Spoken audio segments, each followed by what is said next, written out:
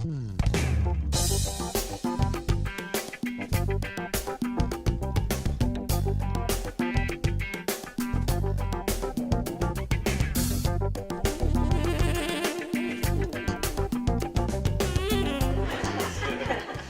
I got started on the project because we have an organization called the Union of Maine Visual Artists, and that organization, there's a committee within it called Maine Masters Committee, because the name of the series is Maine Masters and also Great American Artists.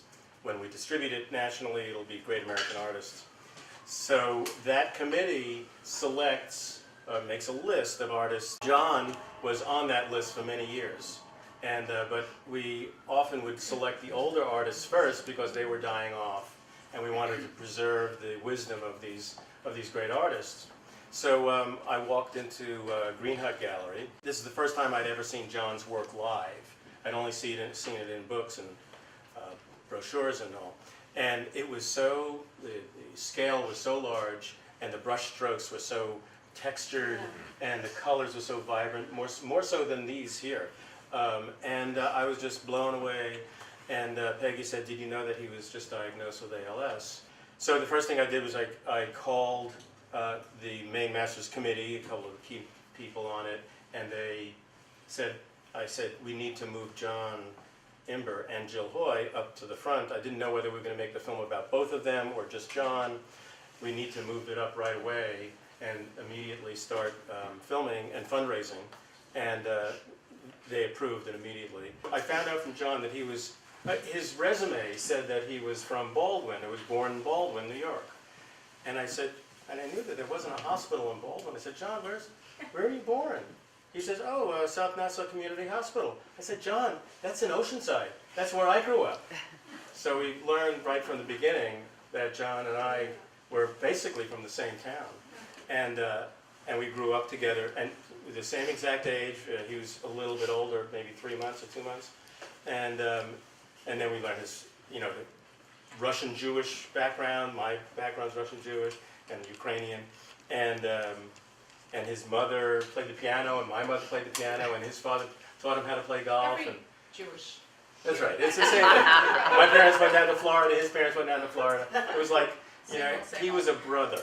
And every time I'd greet him, we'd greet each other, I'd greet him with a kiss. And I think that that's, one of the keys of, not that you have to kiss every one of your subjects, but not a bad idea.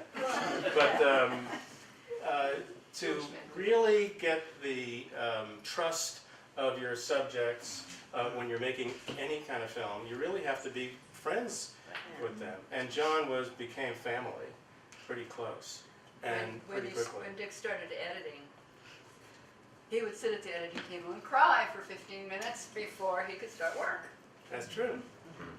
Watching it this evening, and I've seen this film many, many times throughout all the different variations of it in the editing. But there was a thing that John said that really struck me this evening for the very first time. It harkened back to what my mentor in Clay told me years ago. But he was talking with Nick.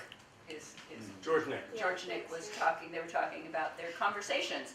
And he said, once you get past all of the line and the form and the color, the real meat of it is how the painting moves you. And I think it's that way with film, with any art.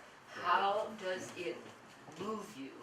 My mentor in Clay told me when I asked him what he wanted his art to do, he said, "I want to bring people to tears with my art. I want to move them emotionally." You succeeded tonight. Yeah.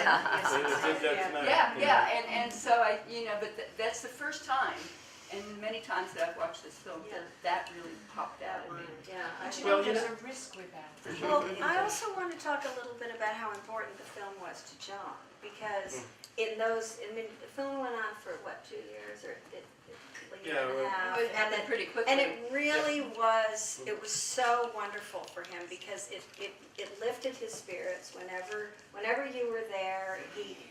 He felt he cared so much about leaving a legacy, about it wasn't just the paintings but his spirit, and he knew that it was just really, really wonderful. And I mean, it did seem that, you asked how many hours it was, it did seem that everywhere we went with John and Jill, Dick was there too, with the camera. Lurking. Lurking with the camera. And Jill said that a lot. It was really great though, and it was interesting because I hadn't thought about this before, but this time seeing it with all the portraits at the end, that this really is a portrait, and it was something about the companion. I mean, just as painting the portraits was wonderful for him because you'd sit there and you'd talk and you'd be there for him, I think that you played the same role in a way that just having someone observe you and sort of sympathetically and, you know, with love, and that made him feel, you know, that he could go on. I think it really inspired him to have the film going. And I think, as you know, this is a film festival,